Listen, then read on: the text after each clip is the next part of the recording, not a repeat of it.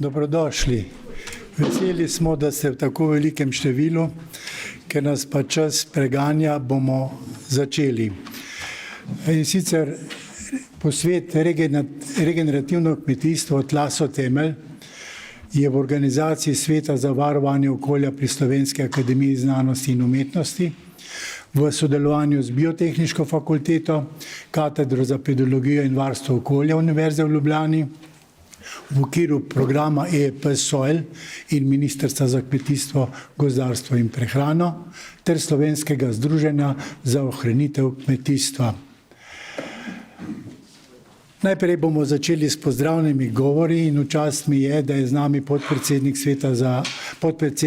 Slovenske akademije za znanost in umetnost za področje naravoslovja, tehnike in medicine, akademik dr. Robert Zorec. Prosim.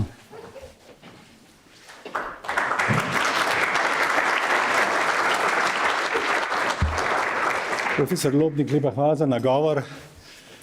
Zelo prijetno je danes biti spet na Biotehniški fakulteti, odkoder tudi izpred davnih 10 ali več 10 let izhajam. In bi rad pozdravil seveda predstavnike Ministrstva za kmetijstvo, gozdarstvo in prehrano, dr. Krajčiča. Pozdravil bi rad dekanjo Biotehniške fakultete, profesor Pintar. Pozdravil bi rad seveda predstavnike Zveze za ohranitveno kmetijstvo in seveda gostitelje današnjega srečanja. Ta posvet z veseljem pozdravljam in sicer, ker je to nekako povezano z dejavnostjo Slovenske akademije znanosti in umetnosti, v katerem sodeluje tudi seveda profesor Lobnik, to je Svet za varovanje okolja. In njihovo delo je tesno povezano z mednarodno aktivnostjo Slovenske akademije znanosti in umetnosti, to je v zvezi, Evropski zvezi, Združenju akademij o znanosti. In ta zveza je izdala letos spomladi v bistvu poročilo o regenerativnem kmetijstvu kot podpori za dve pomembni evropski strategiji, to je o biodiverziteti in pa o strategiji od kmetije do vilic. Torej, tla so temelj kmetijstva, gozdarstva in seveda prehrane in organizacija današnjega posveta je dobra priprava za svetovni dan tal, ki bo 5. decembra, kajti prepričan sem, da bodo izsledki pa razprave prispevek slovenske znanosti k ohranjanju tal in pa seveda k raziskavam funkcije tal v odslikavi ohranitvenega kmetijstva. Pozdravljamo tudi prispevke o biotski raznovrstnosti kmetijskih tal, kajti to je tudi del strategije, udejanja strategije o raznovrstnosti, izhodišče za tudi poročilo, ki ga moramo pripraviti za to Evropsko združenje akademij. Nadejamo, da se bo naslednjo srečanje tudi dotikalo ne samo tal, pač pa tudi kmetijskih rastlin, njihove diverzitete, domačih živali in pa gozdnega drevja. Tudi predvsem zaradi opomina vojne, ki ni daleč od nas, in pa vprašanja, ki se vedno poraja s tem, to je oskrba, samooskrba. Če nekoliko grem v zgodovino, Slovenska akademija znanosti in umetnosti ima svojo predhodnico v letu 1693, ko je bila ustanovljena Akademija Operozorum. To je bil odmev na tisto širino in pa ugodno klimo, potem ko je 1683 kralj Sobijevski premagal otomansko nevarnost za Evropsko unijo. Potem je sledilo seveda 18. stoletje in kmalu se je pojavil problem za naših tleh o okolju. To so bile terezijanski ukrepi glede pogozdovanja krasa, ki pa niso se udejanili zelo močno, kajti spet je sledila vojna zaradi francoske revolucije in pa Napoleona, ustanovitev ilirskih provinc. In potem sledil je kongres 1821 v Ljubljani, ki je spet zakoličil prihodnost Evrope. V tistem času je bil rojen tudi Gregor Mendel. Gregor Mendel, danes oziroma to leto v juliju praznujemo 200-letnico njegovega rojstva, utemeljitev genetike, ki je praktično z zelo natančnim in predanim opazovanjem na eni rastlinski vrsti odkril zakonitost, ki velja za cel živi svet, genetiko.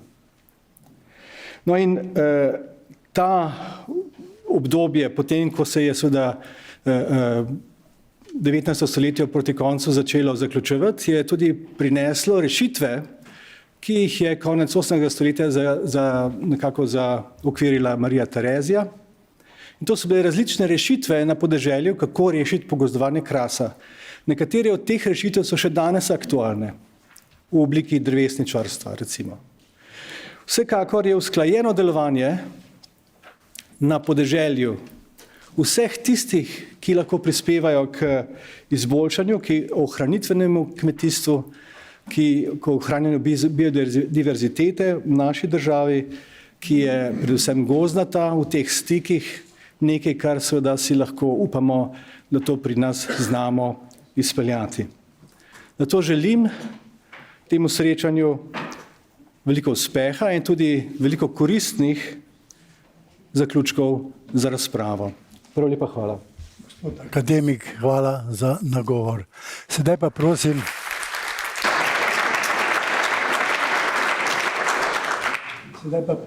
državnega sekretarja dr. Darija Krajčiča.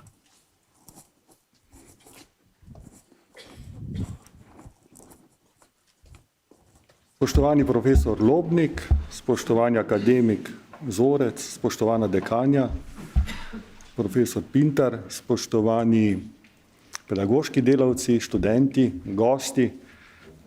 Veliko veselje mi je, da lahko danes v imenu ministrice nagovorim ta odlični zbor. Prav veselje mi je, jaz sem pred mnogimi leti tudi bil študent biotehniške fakultete, moj profesor je bil tudi profesor Lobnik. In pri pedologiji pa nisem nič šel nazaj zdaj gledati, česa se spomnim, mi je bilo najbolj nenavadno, ko nam je razlagal, da so tla koloid. Koloid sem si jaz malo bolj tekočem stanju predstavljal, bolj kot je pač, kot so tla, ampak to spoznanje, da je to koloid, mi je še danes ostalo v spominu. Vemo, da so tla poleg vode, zraka, najpomembnejši naravni vir, je neobnovljiv naravni vir. Pri njem lahko z napačnim ravnanjem v temelju spremenimo njegovo naravno sestavo, njegovo naravno funkcioniranje in s tem za dolgo časa onesposobimo tudi njegovo samoohranitev, samoobnavljanje. Tako da tema, ki jo danes imate na tem posvetu, to je regenerativno kmetijstvo, ni zgolj floskula zame, ampak za naše ministrstvo, ampak je temeljno spoznanje. Skratka, s tlemi moramo ravnati na način, da so odporna, samoohranitvena, da se znajo vedno znova obnavljati. Podobna načela, podobne usmeritve veljajo tudi širše za kmetijstvo, veljajo za gozdarstvo, veljajo za celoten prostor. Skratka, v času podnebnih sprememb, kriz in vseh tegob, ki nas pač napadajo vseh strani, je odpornost tista, ki je ključna. No in ena od teh zadev so tudi tla, tako da regenerativno kmetijstvo oziroma regeneracija tal, močna tla, odporna tla so tista, ki zagotavljajo nenazadnje tudi prehransko varnost. Tudi nov strateški načrt skupne kmetijske politike to problematiko naslavlja bolj kot kadarkoli doslej. Torej zaveda se družba, da so ohranjena tla in skrb za tla pomemben segment prehranske varnosti, tako da imamo kar nekaj ukrepov razvitih za naslednjo finančno perspektivo v okviru skupne kmetijske politike. Več o tem bo predstavila kasneje moja cenjena sodelavka. V strateškem načrtu smo upoštevali tudi strategijo za tla, evropsko strategijo za tla do leta 2030, ki jo je oblikovala Evropska komisija.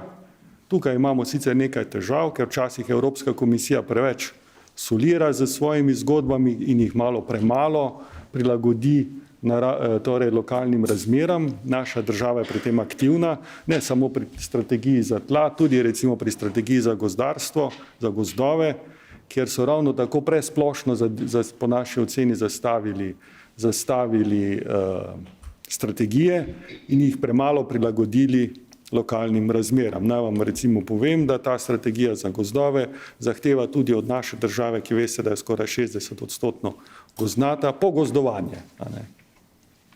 To je jasno, da za naš prostor ni primerno, tako da tudi pri strategiji za tla se je treba bistveno bolj prilagati lokalnim razmeram. In ne more to nekdo iz Bruslja z neko horizontalo odrezati. Zato so potrebni lokalni resursi, lokalno znanje, lokalni strokovnjaki, lokalno znanstvene in tudi pedagoške inštitucije. Zato na našem ministrstvu zelo podpiramo razvoj znanosti, razvoj empatije do narave, empatije do tal, kamor in v to štejemo tudi posvet, kot je danes pred nami. Poleg ukrepov čiste kmetijske politike je pomembno tudi dvigovanje zavedanja o pomenu tal. Včasih sem imel občutek, ali pa imam občutek, ko hodim po terenu, živim pač na podeželju, da še marsikje razumemo tal kot nek tehnološki moment, tehnološko sredstvo. Mislim, da se moramo od tega oddaliti, da ga moramo razumeti v vsej svoji naravni danosti, z vso svojo biodiverziteto, kemijo, strukturo in vsem svojim življenjem, ki ga kot koloid predstavlja. V luči tega prizadevanja ministrstvo podpira tudi program Ape Soil, o katerem je že profesor nekaj povedal, tako da v celoti podpiramo tudi aktivnosti, ki se odvijajo tukaj na biotehniški fakulteti, pač v tem delu na katedri za pedologijo. Želim po svetu prijeten dan, da bi se dobro počutili, kaj novega tudi izvedeli in zlasti v coffee breakih, kot se temu reče, se tudi lepo imeli. Hvala lepa.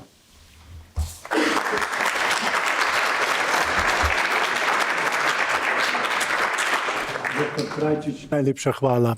Sedaj pa vabim voditeljico te fakultete, dekanjo, profesor dr. Marino Pintar.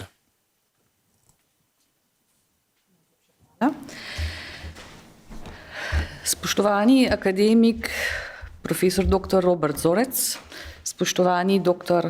Dari Krajčič, spoštovani vodja današnjega posveta, profesor Lobnik, verjetno profesor večine prisotnih v dvorani. Spoštovani gosti, spoštovane kolegice in kolegi. Najprej lepo pozdravljeni in veliko veselje mi je, da srečanje Regenerativno kmetijstvo, tla so temelj, poteka na Biotehniški fakulteti, ki letos slavi 75-letnico in imamo torej dolgo tradicijo raziskovalnega, strokovnega in pedagoškega dela, ne le na področju kmetijstva, temveč širše na področju ved o življenju, biogospodarstva in varstva okolja. Na zemeljski obli imamo vodo in kopno površino. Če se je na tej površini ustvarila le tanka plast mešanice preperine in organske snovi, imenujemo to že tla. Naprimer ranker, rencina. Sem povedala prav? Prav. Hvala. In šele, ko se plast preperine z večjim ali manjšim deležem organske snovi poveča na nekaj 10 centimetrov, govorimo o tleh, kjer lahko pridelujemo hrano in krmo. In če vemo, da nastanek vsakega centimetra tal traja vsaj do 1000 let. Veliko novih informacij glede tega. Vemo, kako zelo ranljiv naravni vir so in da ga lahko v merilu človeškega življenja štejemo za neobnovljivega. Sistem kmetijske pridelave trenutno hudo ogrožajo podnebno stabilnost in odpornost ekosistemov in predstavljajo veliko nevarnost za degradacijo okolja. Če smo do nedavnega videli grožnjo za tla večinoma samo izven sistema kmetijske pridelave, na primer strani urbanizacije, se stroka in ozaveščena javnost vedno bolj zavedata, da nevarnost za tla lahko prihaja tudi znotraj kmetijskega sistema.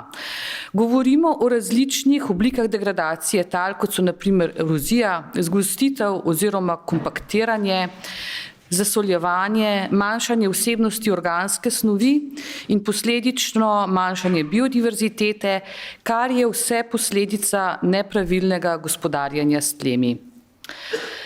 Podnebne spremembe z vedno bolj izjemnimi vremenskimi dogodki le še poslabšujejo stanje. Intenzivni nalivi, na primer, povzročajo večjo nevarnost erozije, hude in dolgotrajne suše neposredno ali posredno vplivajo na življenjske združbe, ki so vezane na tla in podobno.